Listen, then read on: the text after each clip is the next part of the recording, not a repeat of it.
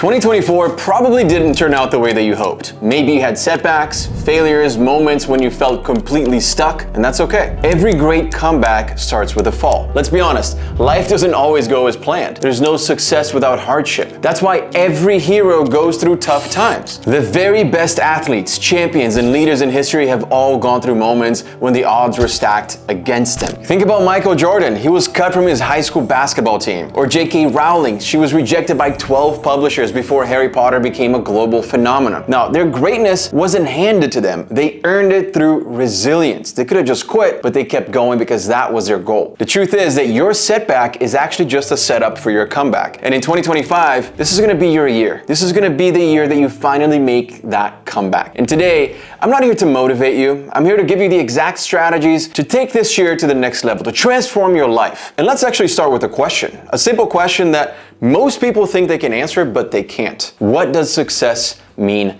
to you? Because of social media especially, most people chase someone else's version of success. Luxury cars, designer clothes, a house on the water. But here's the problem. If you're chasing a life that doesn't align with your own values, you're gonna feel empty when you get there. Those weren't even your personal goals to begin with. So take a moment to think about what really matters to you. Maybe it's financial freedom. Maybe it's getting married to the woman of your dreams. Maybe it's having freedom to do whatever you want, location freedom to live wherever you want. Whatever it is, define it. Define the version of success that matters the most to you. Here's how I like to do it. So when I worked at Google, we had these stretch goals, which were basically goals that were very meaningful, that guide my life. And when you're writing these stretch goals, they might seem really far off right now. They're supposed to, right? That's okay. That's actually the correct way of doing it. The important thing is that you should know that you're working towards that direction. You should know the direction that you're going into. And once you define those goals, every decision you make, big or small, should technically move you closer to those goals. Now that's the easy part. Here comes the second part and the hard part. If you're serious about achieving these goals, if you're really serious, now you have to ask yourself, what kind of pain do I want? I know that sounds odd, but this is the strategy from author Mark Manson, who realized that having a goal is the easy part, right? Obviously, most people want to be financially free. Obviously, most people want to travel the world, be in great shape. No doubt. The real challenge comes from being willing to accept the sacrifices needed to achieve those goals. Think about that. Do you want the challenges, the early mornings, the late nights, the sacrifices that come before all of the exciting, the glamorous outcome? Mark realized that it's really easy to sit around and think about what we want, what we wish for, right? It's fun, but it's a completely different thing to accept the trade-offs and the sacrifices that come with our goals. Goal setting isn't just about choosing the rewards that you want to enjoy, but also the costs that you're willing to pay. And that, my friends, that's the hard truth that we all need to understand as soon as possible, because once you realize that, you're going to be able to set way better, or not even better, but more accurate goals that are more aligned with the kind of life that you want. The reason why most people fail to make a comeback is because they rely on motivation. Motivation fades. You can't expect to wake up feeling motivated, excited, passionate every single day. It's impossible. Discipline doesn't fade. You can wake up tired, frustrated. It could be cold outside. It doesn't matter. You're going to push through regardless of being motivated or not that day. And that discipline starts with your routines. Your routines are going to be your superpower. And you should start with small wins. Don't overwhelm yourself with crazy changes. Instead, focus on small, consistent actions. For example, you could wake up 15 minutes earlier tomorrow than you did today. Take those 15 minutes to go over your to-do list, right? Feel more prepared for your day. You could commit to always drinking a glass of water as soon as you wake up. Or you could commit to writing down one goal for the day and crossing it off before bed. These small actions, right? They feel really small. They build momentum. And momentum builds confidence, discipline, and better habits. And to stay on track, you should track your progress. Every time you tick a routine, mark it down. Seeing those positive streaks are gonna give you a boost of energy. Being organized in general will make you more productive, will make you more efficient. And you've probably heard of it, but one of the best platforms for keeping track of your work, your progress, or anything really is Notion. It's a productivity software that I use daily to manage my projects, both personal and work-related. And you can use it for note-taking, task tracking, and believe it or not, it's free for personal use. They sponsored today's video so I could show you their new AI features. And the new Notion AI is a game changer, because check this out. If you're a productivity nerd like me, you're gonna love this. You can just ask your Notion AI to hunt down any information inside your Notion. So if I ask, what's the status of the new packaging for the Forte Series texture clay? It will find this project or the messages that I've sent my team about it on Slack and give me an accurate answer without me me having to spend time looking for it. It's like having a virtual assistant inside Notion. It connects to your Slack and your Google Drive to access information from both platforms, which to me is the best part, right? Because I use Slack to talk to my team. So if I have a conversation today and decide the exact date that we're launching the new Forte shampoo, let's say, right? But I forget to write it down somewhere, I can just ask Notion AI anytime, hey, what did we decide for the launch date for these products again? And it will know. That to me makes Notion AI the best AI tool because it actually has context into what you're working on. And you can ask any questions. Ask it to revise your documents or your text. It's a complete game changer. Think about it this way. You could write your to-do list on Notion or your stretch goals and then ask Notion AI, how do I achieve these goals over the next 5 years? Lay out a plan for me so I can achieve my goals. And it will. So get started with Notion for free, and then you can unlock the new Notion AI for only $10 a month with the link in the description below. Being organized and learning to manage your time is one of the greatest skills that a man can have. And if you're serious about turning your life around in 2025, you're gonna have to learn those skills.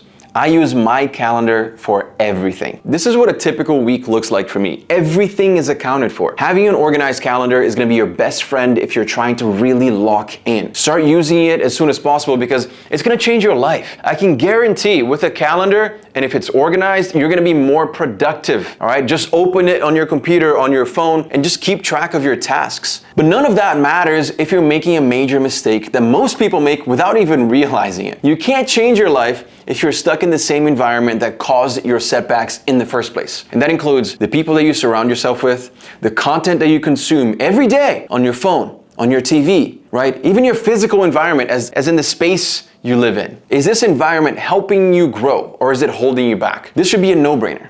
But if you're in toxic relationships, cut ties with those people that drain your energy, who pull you into bad habits that you know aren't good for you. If you're in a cluttered space, simplify, organize your environment. A clean space is gonna help you have mental clarity. Say no to negative content. You have to replace those mindless social media scrolling with books, podcasts, videos that inspire you, that educate you. And you shouldn't just cut the negative, by the way. You should also look for positive influences.